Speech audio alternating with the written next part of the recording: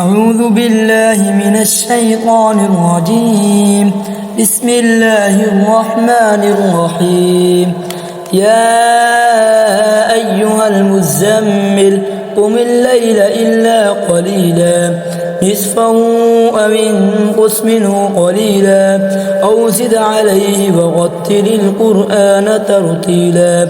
إنا سنلقي عليك قولا ثقيلا إن ناشئة الليل هي أشد وطئا وأقوم قيلا إن لك في النهار سبحا طويلا واذكر اسم ربك وتبتل إليه تبتيلا رب المشرق والمغرب لا إله إلا هو فاتخذه وكيلا واصبر على ما يقولون واهجرهم هجرا جميلا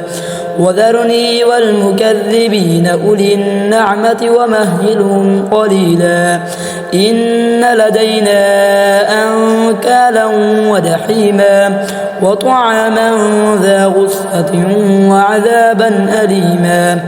يوم ترجف الأرض والجبال وكانت الجبال كثيبا مهيلا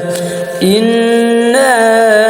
أرسلنا إليكم رسولا شاهدا عليكم كما أرسلنا إلى فرعون رسولا فعصى فرعون الرسول فأخذناه أخذا وبيلا فكيف تتقون إن كفرتم يوما يجعل البلدان شيبا السماء منفطر به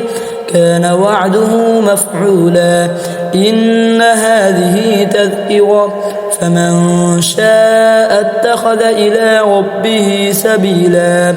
إن ربك يعلم أنك تقوم أدنى من ثلثي الليل ونصفه وثلثه وطائفة من الذين معك والله يقدر الليل والنهار علم أن لن تحصوا فتاب عليكم فاقرؤوا ما تيسر من القرآن علم أن سيكون منكم مرضى وآخرون يضربون في الأرض يبتغون من فضل الله وآخرون يقاتلون في سبيل الله فاقرؤوا ما تيسر منه وأقيموا الصلاة وآتوا الزكاة وأقرضوا الله قرضا حسنا وما تقدموا لأنفسكم من خير تجدوه عند الله هو خيرا وأعظم أجرا واستغفروا الله إن الله غفور رحيم.